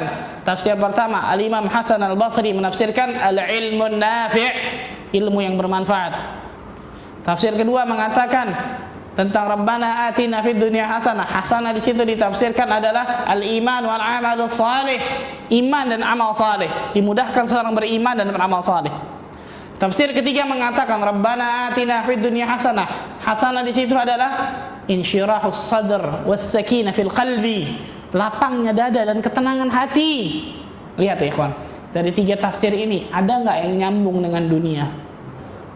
Ada nggak Rabbana atina fid dunya hasanah? Berarti hasanah di situ harta kekayaan yang banyak, pangkat jabatan yang tinggi, wanita yang cantik rupawan. Ada nggak? Ada ikhwan. Tidak ada insyaallah. Ahli tafsir menafsirkan seperti itu. Subhanallahilazim. Karena itu saya katakan sering manusia berdoa dengan doa ini tapi nggak salah dalam memahami doa ini, sehingga Allah tidak berikan apa yang namanya hasanah kebaikan di dunia dan juga hasanah kebaikan di akhirat. Subhanallah. Jangan jadikan dunia sebagai tujuan utama. Di mana jadikan dunianya? Dijadikan dunianya kata ahli syair, wa innamad dunya lahum mi'baru. Dan dunia itu hanyalah sebuah mi'bar, jisr, kantarah, jembatan yang menghubungkan dirinya dengan akhiratnya Allah. Apakah dia bangun jembatannya bagusnya nih? Kalau dia bangun jembatannya bagus, dia akan menyeberangi jembatan tersebut sampai ke surganya Allah insyaallah. Tapi kalau dia bangun jembatannya buruk, jangan kaget ketika menyeberangi jembatan tersebut terpeleset jatuh ke dalam neraka jahanam. Na'udzubillahi min dzalik. Dia jadikan dunianya harusnya seperti ladang bercocok tanam yang dia tabur benihnya di sini nih, yang akan dia tuai nanti di akhirat hasilnya. Itu ikhwan, bukan menjadi yang namanya 50% dunia, 50% akhirat. Subhanallah. Kalau benar, misalnya benar 50% dunia, 50% akhirat. Tayyib, ana mau tanya, antum kerja berapa jam? 8 jam, ambil 6 jam deh, kurangin 2 jam deh. Antum salat berapa jam? Subuh, zuhur, asar, maghrib, isya? Sejam. Sama zikirnya macam-macam 2 jam deh, ambil deh 2 jam. Nyari dunia 6 jam, nyari akhirat 2 jam. Mana seimbangnya? Yang bukan terkadang, sering ketika 2 jam ini mikirnya masih mikir yang 6 jam dunia, betul? Betul. Lagi sholat, Allahu Akbar. Waduh, perjanjian ntar gimana tekadnya nih, Masya Allah. Lagi sholat nih, Allahu Akbar. Fa innahu yunaji rabbahu, kata Rasulullah, idza qama ahadukum ila shalah fa innahu yunaji rabbahu. Apabila seseorang berdiri untuk sholat, maka dia sedang bermunajat kepada Allah, komunikasi sama Allah. Tapi mikirnya masih dunia, masih 6 jam nih. Mana seimbangnya katanya? Oleh karena itu, ikhwan fillah, azakallah, jangan jadikan dunia ini menjadi tujuan utama. Orang yang mencari akhiratnya, dunianya pasti ikut. Orang yang mencari tujuan utamanya nih, bonusnya pasti ikut tuh. Tapi orang yang cuma cari bonusnya dunia, tujuan utamanya nggak bakal dapat, ikhwan. Yang keempat, sikap kita kepada dunia. Yang keempat, zuhudlah kepada dunia. Zuhudlah kepada dunia. Zuhud, izhad fid dunya yuhibbukallah. Rasulullah SAW bersabda, zuhudlah kalian kepada dunia, maka Allah Azza wa Jalla akan mencintai kalian. Pertanyaan sekarang, apa itu zuhud? Karena banyak orang salah nih mengartikan zuhud. Zuhud berarti orang yang pakaiannya compang-camping, kerjanya di masjid doang, nggak mikirin dunia sama sekali. Bukan ya kan, bukan itu. Zuhud adalah, kata Syekhul Islam Ibnu Taimiyah rahimahullah ta'ala, seseorang yang meninggalkan perkara yang tidak ada manfaatnya di negeri akhirat. Itu zuhud, ikhwan. Jadi orang yang zuhud adalah orang yang meninggalkan segala perkara ini nggak ada manfaatnya di negeri akhirat nih. Ibu-ibu mau nonton gosip nih, Bu. Lihat nih, Bu. Ini ada manfaatnya sama akhirat ana nih. Kalau nggak ada manfaatnya ditinggalkan. Ini orang zuhud, masya Allah. Seseorang yang meninggalkan segala perkara yang dia tahu nih, ini nggak ada manfaatnya bagi akhirat anak. Karena itu prinsip seorang muslim, ya ikhwan, tidak mau capek, tidak mau berletih-letih, tidak mau keluar keringat kecuali di dalamnya dibayar oleh surganya Allah. Baru itu prinsip seorang muslim, ya ikhwan. Kalau nggak ada surga ini, nggak ada akhirat nih, minta maaf walafu. Itu seharusnya, subhanallah. Ketika bapak-bapak nih main gaplek nih, asyik nih, asyik main remi nih, main apa macam-macam. Karena banyak, masya Allah, yang sudah ngaji, ini nggak bisa tinggal nih, subhanallah. Asyik luar biasa, tar. Tanya pada dirinya nih, ini ada manfaatnya nggak sama akhirat anak nih? Tanya coba, subhanallah. Kalau dia tinggalkan itu, maka dia orang yang zuhud, insya Allah. Kemudian yang lain, Ibnul Jauzi rahimahullah ta'ala mengartikan zuhud adalah bukanlah orang yang zuhud yang sejati ketika dia melepaskan dunia dari tangannya tapi dunia masih ada dalam hatinya. Tapi orang yang zuhud yang sejati, kata Ibnul Jauzi, adalah orang yang melepaskan dunia dari hatinya walaupun dunia masih ada dalam genggamannya, dalam tangannya. Jadi dunia hanya dijadikan di tangan, gak sampai masuk ke hati. Sedangkan akhirat benar-benar masuk, menancap kuat di hati, bukan cuma di tangan. Itu orang zuhud tuh. Karena itu orang yang kaya bisa zuhud, bisa jelas. 10 sahabat Nabi SAW yang dijamin surga, kebanyakan mayoritas orang kaya. Tapi mereka termasuk orang yang zuhud. Kenapa? Karena dunia mereka cuma di tangan, gak sampai masuk ke hati. Itu yang hebat, ikhwan. Itu yang membedakan mereka dengan kita, subhanallah. Itu yang membedakan mereka dengan kita. Utsman bin Affan, lihat bagaimana ketika menginfakkan hartanya di perang Tabuk. Kalau zaman sekarang ratusan miliar itu dihitung. Umar bin Khattab datang perang Tabuk, setengah hartanya, setengah aset. Abu Bakar As-Siddiq datang kepada 100% asetnya. Allahu Akbar. Karena mereka yakin apa yang di tangan Allah itu jauh lebih besar, jauh lebih banyak daripada apa yang di tangan dirinya. Ini orang zuhud, ikhwan. Ini orang yang zuhud. Yakin apa yang di tangan Allah itu lebih besar daripada apa yang di tangan dirinya, subhanallah. Bukan menunjukkan bahwa antum suruh infakin semua ya. Enggak boleh, masya Allah. Tapi bagaimana yang paling berpengaruh dalam hati kita apa nih? Ad-dunya wal akhirah, itu yang paling penting, ya ikhwan. Mana yang paling berpengaruh dalam hati kita nih? Karena dunia ini berat, ya ikhwan, subhanallah. Antum baru beli mobil baru nih, Grass baru, jalan-jalan sama istri. Ketika jalan-jalan azan berkumandang. Oh, masya Allah. Anak ingat akhirat, anak harus sholat berjamaah. Parkir mobilnya, masuk wudu, sholat. Masjid Al-Falah misalnya nih. Parkir di depan. Ketika sampai di sini nih, marbotnya ngomong nih, Pak, parkir di mana? Oh, di depan tuh. Oh, di situ rawan, Pak. Mau takbiratul ihram nih. Parkir di mana, Pak? Oh, di depan tuh, Masya Allah. Oh, di situ rawan, Pak. Jadi takbir nggak? Jadi takbir itu. Oh enggak, anak nggak mikirin dunia, anak takbir. Allahu Akbar. Salatnya mikir apa?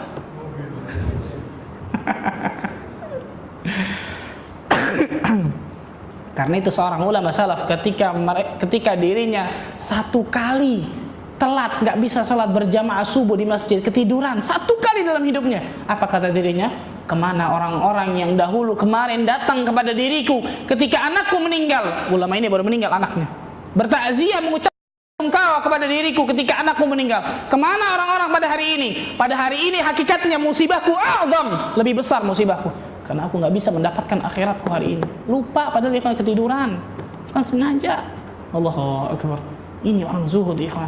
Ketika akhirat mereka lepas, mereka menyesal luar biasa. Rasulullah sallallahu alaihi wasallam bersabda, "Raka'ata al-fajr khairum min ad-dunya wa fiha." 2 rakaat salat subuh, 2 rakaat qabliyah subuh lebih baik daripada dunia dan seisinya. Pernahkah kita menangis ketika kita tidak dapat 2 rakaat salat sebelum subuh ini, kawan? Apalagi tidak dapat salat subuh berjamaah di masjid. Allahu Akbar. Bagi laki-laki, pernahkah bersedih, menangis luar biasa? Berbeda ketika kehilangan dunia kita. Ketika kehilangan dunia, menangis sedih luar biasa, Masya Allah. Karena dunia kita ada di hati, bukan cuma di tangan, ikhwan. Sedangkan mereka para ulama salaf memang benar-benar dunia mereka ada di tangan, bukan di hati mereka. Sehingga mereka Allah Azza wa Jalla berikan yang namanya izzah, kemuliaan dunia dan akhirat. Dan yang terakhir, yang kelima, sikap kita kepada dunia, jangan membuang-buang waktu di dunia. Jangan membuang-buang waktunya di dunia.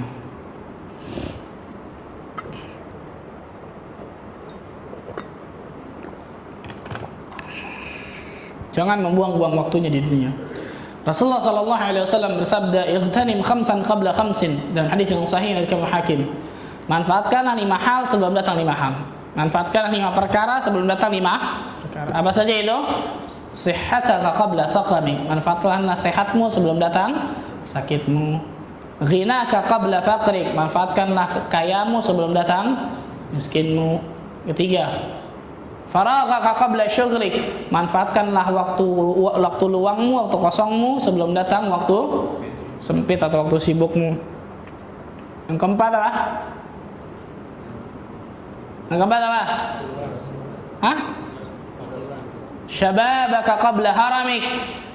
Manfaatkanlah masa mudamu, waktu mudamu sebelum datang masa tuamu. Dan yang kelima, hayataka qabla mautik. Manfaatkanlah hidupmu sebelum datang kematian. Seseorang yang memanfaatkan masa mudanya untuk beribadah, insyaallah masa tuanya akan nikmat, ikhwan. Seseorang yang bersedekah ketika masa kayanya, insyaallah masa sulitnya dia akan ini. Kalau masa kaya saja seorang nggak mau sedekah, jangan harap ketika miskin dia mau sedekah, ikhwan. Kaya nih, banyak fulus, banyak uang, nggak mau sedekah, malas. Ketika miskin, jangan harap, Masya Allah. Ketika seseorang dalam waktu luang tidak mau ingat kepada Allah, nggak mau duduk di majelis ilmu, jangan harap ketika waktu sempitnya dia mau ingat kepada Allah. Subhanallah.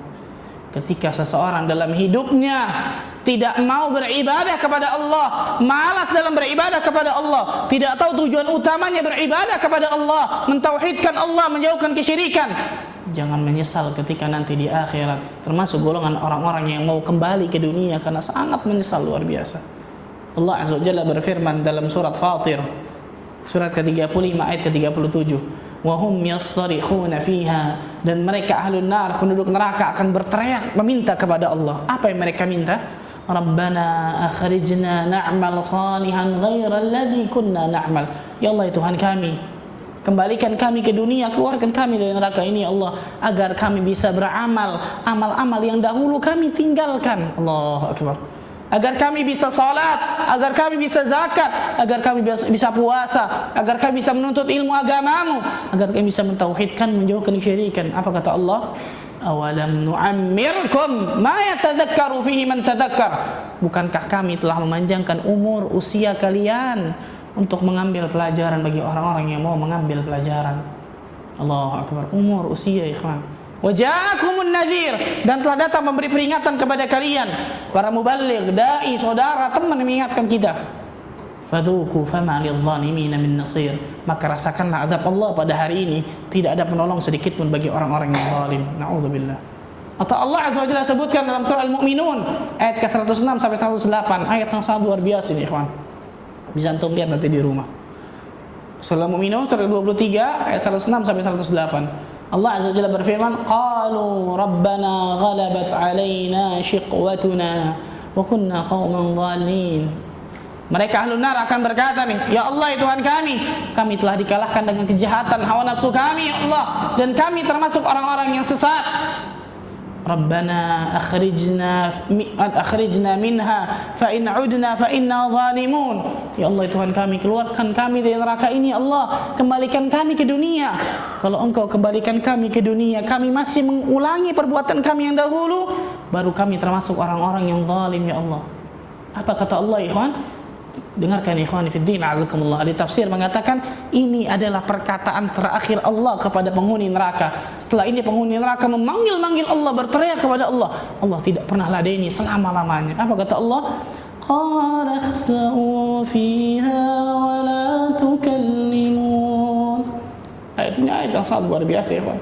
bagi seseorang yang mau memikirkan hidupnya. Apa kata Allah? Ikhsa'u fiha wa la tukallimun. Kekal kalian dalam neraka tersebut dalam keadaan hina dan dina, kata Allah. Jangan pernah kalian berbicara lagi kepada aku. Allahu Akbar. Padahal tidak ada satu pun yang bisa memberikan syafaat pertolongan kecuali dengan izin dan ridha Allah. Tidak ada yang bisa memberikan apapun nanti di akhirat, memberikan pertolongan bagi kita kecuali dari Allah tabaraka wa taala. Tapi Allah lupakan kita karena dahulunya kita melupakan Allah di dunia, ikhwan. Karena dahulunya kita terlalu sibuk, terlalu cinta dengan dunianya sehingga lupa lalai dengan akhiratnya. Maka jangan pernah buang-buang waktu kita di dunia, ikhwan. Ini orang yang cerdas. Ini orang yang cerdas, orang yang menyiapkan bekalnya untuk nanti setelah alam kematiannya. Maka mudah-mudahan kita termasuk golongan hamba-hamba Allah yang Allah berikan yang namanya selalu kecintaan kepada negeri akhirat, menjadikan selalu tujuan utama kita, ambisi terbesar kita adalah negeri akhirat, sehingga bisa mengecilkan dunia, menghinakan dunia, menjadikan dunia hanya di tangan dan akhirat benar-benar masuk dalam hati. Wassallallahu ala nabiyina Muhammadin wa ala alihi wasallam. Silakan bertanya, ini 1-2 pertanyaan sebelum saya tutup. Assalamualaikum warahmatullahi wabarakatuh. Ada saudara yang orang Muslim punya kakak orang Kristen. Nah, itu hubungan silaturahminya bagaimana? Yang kedua, bolehkah orang Muslim tersebut menerima uang dari orang Kristen tersebut, ya kakaknya itu? Terima kasih.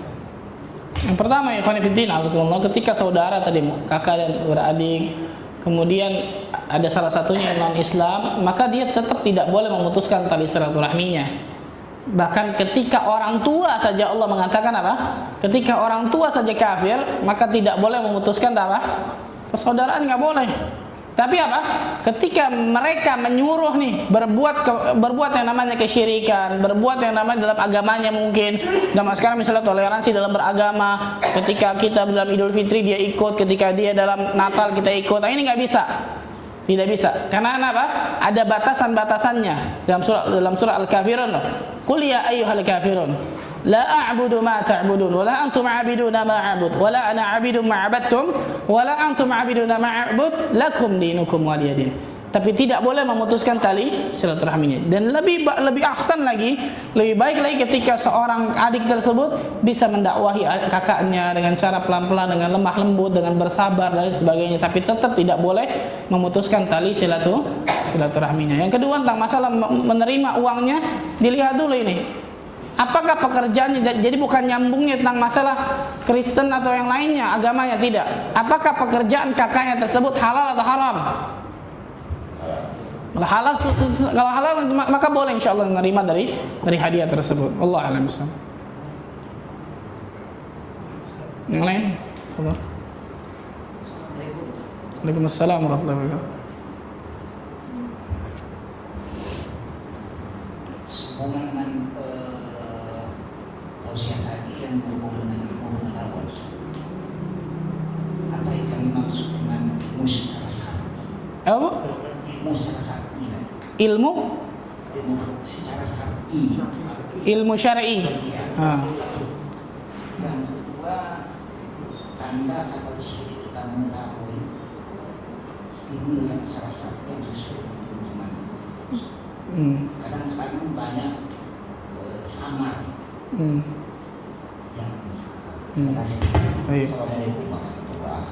Waalaikumsalam warahmatullahi wabarakatuh. Ilmu syar'i, maksud ilmu syar'i di situ adalah ilmu agama maksudnya. Rasulullah SAW bersabda, "Talabul ilmi fardhatun ala kulli muslim." Menuntut ilmu adalah fardu ain bagi setiap muslim. Fardu ain di sini berarti hukum setiap manusia, setiap personnya tuh. Beda sama fardu kifayah. Kalau fardu kifayah, ketika seseorang melaksanakannya, gugur kewajiban yang lain. Contoh, salat jenazah. Salat jenazah ketika satu kampung nih, orang muslim meninggal nggak ada yang sholatin, maka satu kampung tersebut dosa. Tapi kalau ada satu orang saja yang mensholatin, maka gugur kewajiban yang itu fardu kifayah. Tapi kalau fardu ain, setiap orang nih, person nih akan ditanyakan. Menuntut ilmu agama adalah fardu ain, kewajiban bagi setiap person manusia nih. Ilmu din, ilmu agamanya nih. Ilmu agama apa itu? Qala Allah wa qala Rasul. Apa yang Allah katakan, firmankan dalam Al-Quran, dan apa yang Rasulullah SAW sabdakan dalam As-Sunnah, dalam Al-Hadis. Yang keduanya ini, Al-Quran dan As-Sunnah, difahami. Ya ikhwan, ini pentingnya ikhwan. Al-Quran dan As-Sunnah difahami atas dasar apa? Apa pemikiran kita? Tidak. Kalau 1.000 orang masuk ke dalam ruangan nih, kemudian 1.000 tersebut memikirkan Al-Quran dan Sunnah, mengatakan macam-macam, akan keluar 1.000 pemikiran, betul nggak? Betul. Al-Quran dan As-Sunnah ini difahami atas dasar pemahaman mengikuti pola pikir siapa? Pola pikir salafus saleh. Siapa itu salafus saleh? 3 generasi terbaik umat ini yang kita kenal, sahabat, tabi'in, dan tabi'ut tabi'in. Sahabat adalah muridnya Rasul, tabi'in adalah muridnya sahabat, tabi'ut tabi'in adalah muridnya tabi'in. Jadi Al-Quran dan As-Sunnah difahami atas dasar tadi tuh, atas dasar pemahaman mengikuti pola pikir salafus salih, 3 generasi terbaik yang langsung ditazkiyah, yang langsung direkomendasi oleh Rasulullah SAW. Khairun nasi qarni, kata Rasulullah, sebaik-baik zaman, khairu hadhil ummah, sebaik-baik umat ini qarni, pada zamanku. Thumma alladhina yalunahum, kemudian setelahnya tabi'in. Thumma alladhina yalunahum, kemudian setelahnya yaitu tabi'ut tabi'in. Itu yang dimaksud dengan ilmu agama. Apa yang datang dari Allah, ma qala Allah wa ma qala Rasul, dan apa yang datang dari Rasul. Yang keduanya ini difahami atas dasar pemahaman, atas dasar pola fikir, mengikuti pola fikirnya 3 generasi ini, sahabat, tabi'in, dan tabi'ut tabi'in. Tentang masalah ilmu syar'i yang ini macam-macam, memang ada 2 kata para ulama. Ada ilmu yang bermanfaat, ada ilmu yang tidak bermanfaat. Ada ilmu yang bermanfaat, ada ilmu yang tidak bermanfaat. Apa itu ilmu yang bermanfaat dan apa itu ilmu yang tidak bermanfaat? Al-Imam Ibn Rajab Al-Hambali rahimahullah ta'ala mengatakan, paling tidak secara garis besar ada 2 ilmu yang tidak bermanfaat. Secara garis besar ini ada 2 ilmu yang tidak bermanfaat. Yang pertama, ilmu yang tidak bermanfaat secara zatnya, emang ilmunya tidak bermanfaat. Contoh, sihir, ilmu perdukunan, ilmu horoskop, ilmu apalagi itu yang Sagittarius, Taurus, wala apa tuh, begitu deh pokoknya deh. Ya itu memang zatnya nggak bermanfaat gitu. Memang zatnya, para ulama mengatakan haram belajar ilmu ini nih. Nggak boleh untuk belajar ilmu sihir buat nyantet orang, nggak boleh, haram. Ini memang ilmu yang tidak bermanfaat. Yang kedua, ilmunya bermanfaat, ilmunya bagus nih, tapi ta'thirnya, pengaruhnya. Apa maksudnya pengaruhnya? Ketika ilmu seseorang tersebut tidak diamalkan. Amalkan diri sendiri ya, bukan mendakwahkan nih. Ketika ilmu orang tersebut, ilmu agama dia dapat nih, tidak berusaha dengan kuat untuk mengamalkan ilmu tersebut. 1. Yang kedua, ketika ilmu tersebut tidak melahirkan khasyatullah, rasa takut kepada Allah. Yang ketiga, ketika ilmu tersebut tidak melahirkan tawadhu' kepada manusia yang lain. Ini ilmu yang tidak bermanfaat. Jadi ada 2 catatan garis besar kata Ibn Rajab. Zatnya memang tidak bermanfaat, haram belajar ilmu ini. Yang kedua, zatnya bermanfaat, tapi ta'thirnya, pengaruhnya. Yang tadi itu, ketika ilmu seseorang tidak berusaha dengan kuat untuk mengamalkannya. Yang kedua, ketika ilmu tersebut tidak melahirkan rasa takut kepada Allah. Dan yang ketiga, ilmu tersebut tidak merasakan tawadhu', rendah hati kepada manusia. Nah, itu ilmu yang tidak bermanfaat. Karena itu, ilmu yang bermanfaat tidak bukan adalah ilmu tersebut apa yang datang dari Allah dan Rasulnya, dan ilmu tersebut yang kita amalkan, ilmu tersebut yang melahirkan rasa takut kepada Allah, dan ilmu tersebut yang melahirkan kita tawadhu', rendah hati kepada manusia. Wallahu a'lam bishawab. Faham insyaallah, Pak? Waalaikumsalam warahmatullahi wabarakatuh. Maksud dari apa nih? Tersebut apa? Bersatu dalam akidah, berjamaah dalam ibadah, bertoleransi dalam apa nih? Hah? Khilafiyah. Bersatu dalam akidah, berjamaah dalam ibadah, bertoleransi dalam khilafiyah. Masya Allah. Ini sih bagus ya, cuma nggak tahu ini apa ini. Kalau bersatu dalam akidah jelas benar, Masya Allah. Berjamaah dalam ibadah berjamaah benar. Bertoleransi dalam khilafiyah, betul juga, Masya Allah. Tapi memang yang benar adalah masalah, apakah memang masalah itu benar-benar masalah khilafiyah atau bukan? Ini yang jadi masalah nih. Ini menjadi permasalahan. Apakah permasalahan itu memang masalah khilafiyah yang dikhilafkan, yang diperselisihkan dari ulama zaman dulu sampai zaman sekarang, atau bukan masalah khilafiyah? Ternyata masalah akidah yang kayak tadi tuh, tentang masalah mengucapkan selamat Natal kepada orang, tentang masalah mengikuti hari raya dari agama-agama yang lain. Ini bukan masalah khilafiyah, yang ada cerita tentang masalah lakum dinukum waliyadin, bagi kalian agama kalian dan bagi kami agama kami. Wallah alam, mana tahu ini tentang masalah itu. Mungkin yang lain bisa ditanyakan. Oke, apa ini? HGL ya? Hah? HGL apa tuh? Bagaimana solusinya? Oh, LGBT. Anak nggak nonton TV, dia nggak tahu ikhwan. Apa ini HGL? Masya Allah, LGBT oleh ini.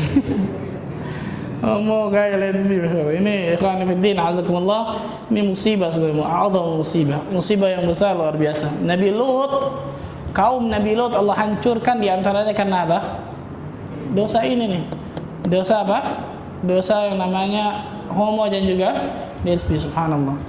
Karena itu dosa tentang masalah bukan dosa yang ringan, tapi dosa yang berat, sehingga Allah Azza wa Jalla sampai hancurkan kaum Nabi Lut karena tenang.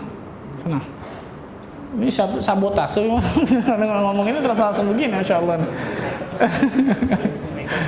Oh, satu lagi. Boleh tanya Ustaz ya? Apa? Saya tidak tahu ya, apakah keluarga sekarang, saya mau maaf sebelumnya, ada dalam saya bertanya. Saya mau menanyakan tentang menyemayamkan jenazah. Menyemayamkan, mengubur. Ya. Hah? Saya ada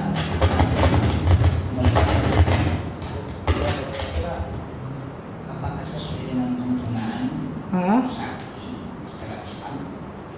Kadang saya melihat ada orang yang dikuburkan tapi sampai kiamat dia kan sakti. Apakah itu sesuai dengan apa yang diperintahkan etikanya ataukah bagaimana Ustaz? Apakah boleh dilakukan atau tidak? Baik. Yang pertama nih saya jawab dulu nih Pak ya, yang masalah HGL nih. Tentang masalah homo, lesbi dan sebagainya. Ikhwan fillah, azakumullah, yang paling penting kalau Anda lihat di sini adalah bagaimana pendidikan orang tua kepada anaknya. Ini masalah ini nih. Masalah homo, gay, lesbi dan lain sebagainya, bagaimana pendidikan orang tua kepada anaknya. Kenapa? Karena ini yang paling menentukan, ikhwan. Tanpa disengaja orang tua mendidikkan sesuatu yang tidak benar kepada anaknya. Contoh, anak laki-laki ketika ingin potong rambut, di salon dia potong rambutnya biar keren deh. Potong rambut di salon. Setelah potong rambut nih, kayaknya mukanya lebih baik di facial nih biar keren nih, Masya Allah. Ini terjadi subhanallah. Tanpa sengaja ibunya malah nggak apa-apa, biar keren, biar bagus, biar ganteng. Tanpa disengaja, dan itu terus berlangsung tuh. 1 kali, 2 kali, dan itu terus tanpa disengaja, tanpa disadari, itu menanamkan kepada anaknya, anak yang laki-laki ini subhanallah, akan yang namanya tadinya yang lempeng lurus kemudian agak bengkok tuh, subhanallahiladzim. Karena apa? Karena pendidikan salah dalam orang tuanya. Karena itu ikhwan fillah, azakumullah, yang salah, yang paling parah tentang masalah seperti ini adalah bagaimana pendidikan orang tua kepada anaknya bukan secara langsung. Kenapa saya katakan bukan secara langsung? Ayah dan ibunya dua-duanya kerja dari pagi sampai malam sampai sore. Jadi anak dididik sama siapa? Pembantunya semua yang dapat dari TV, dari macam-macam semua. Jadi kaget ketika ayahnya dan ibunya pulang malam-malam, anaknya bisa ini, bisa itu. Hebat anakku bisa ini. Yang ngajarin siapa? Allah. Enggak, ikhwan fillah, azakumullah. Kewajiban sebenarnya bagi seorang ibu, seorang wanita adalah waqarna fi buyutikunna, kata Allah. Bertempat tinggal di mana? Di rumah kalian, jangan keluar. Karena ketika yang namanya wanita keluar maka akan menimbulkan fitnah yang sangat, apalagi tentang masalah ini nih, pendidikan anak. Allahu akbar. Berapa banyak ulama yang lahir dari mana? Dari seorang ibu yang salihah, Masya Allah. Pendidikan seorang ibu yang benar kepada anaknya, lahirlah seorang ulama yang Masya Allah kepada dedikasi kepada Islam ini. Karena itu lihat bagaimana pendidikan orang tua. Tentang masalah tadi tentang memayamkan atau menguburkan mayit, itu sebenarnya masalah fikih, masalah itu sendiri, nggak nyambung masalah dunia, tapi karena ditanya tentang masalah menguburkan, memang benar banyak yang salah tentang masalah menguburkan ketika zaman sekarang ini. Dan bukan cuma itu, tentang masalah ini biasanya masuk dalam tentang masalah janaiz, tentang masalah janaiz, bagaimana yang namanya jenazah itu dari yang namanya sakit kemudian meninggal, kemudian dimandikan, dikafani, disolati, kemudian dikuburkan. Memang banyak yang tata cara kaum muslimin yang sekarang yang bertentangan dengan syariat. Di antaranya tadi itu, ketika disemayamkan, ketika dikuburkan, kemudian diadzankan dan diqamatkan. Saya mau tanya ikhwan, syariat adzan dan iqamah adalah syariat yang tidak punya yang lain kecuali Islam. Cuma Islam yang punya nih. Adzan dan iqamah cuma Islam yang punya nih. Syariat yang sangat luar biasa besar nih, Masya Allah. Tapi ketika seseorang menempatkan tadi itu, menempatkan yang baik bukan pada tempatnya, menempatkan yang benar bukan pada tempatnya, akan sesuatu yang tidak benar. Adzan dan iqamah untuk apa pada hakikatnya? Mengetahui supaya sudah masuk waktu sholat, kemudian memanggil orang untuk sholat. Kalau yang namanya mayat diadzankan, kau tahu-tahu dia bangun, kayak gimana tentunya? Dia bangun mau sholat, berantem semua. Karena itu ini diantara salah satu, ini cuma satu nih kan, salah satu dari tradisi di Indonesia ini yang salah dalam menyikapi ini. Kalau ditanyakan ini kan tradisi, ini nggak bisa ikhwan. Yang namanya tradisi itu tidak boleh bertentangan dengan Allah dan Rasul, yang hukum Allah, dan nggak boleh bertentangan dengan tradisi, budaya dan sebagainya. Kalau tradisi tersebut, budaya tersebut selaras dengan Islam maka boleh. Tapi kalau bertentangan tidak boleh sama sekali. Maka itu diantara ini. Kalau lebih jelasnya bisa dicari tentang kitab Al-Janaiz, kitab dari Syekh Al-Albani rahimahullah ta'ala. Jadi jelas tentang masalah janaiz itu, dari namanya seorang meninggal, kemudian bagaimana mentalqinkan, bagaimana menguburkan, bagaimana mensolati, bagaimana mengkafani, memandikan dan lain sebagainya. Jadi seorang bisa tahu. Wallahu ta'ala besar. Maka insyaAllah ta'ala mudah-mudahan kita termasuk golongan hamba-hamba Allah yang Allah berikan kenikmatan dunia akhirat bagi diri kita, sehingga Allah Azza wa Jalla bisa wafatkan kita dalam keadaan husnul khatimah, sebagaimana Allah Azza wa Jalla kumpulkan kita di tempat ini, di masjid ini. Mudah-mudahan Allah Azza wa Jalla kumpulkan kita di surga firdaus tanpa hisab dan tanpa azab. Allahumma amin rabbal alamin. Subhanakallah bihamdika asyhadu an la ilaha illa anta astaghfiruka wa atubu ilaik. Wassalamualaikum warahmatullahi wabarakatuh.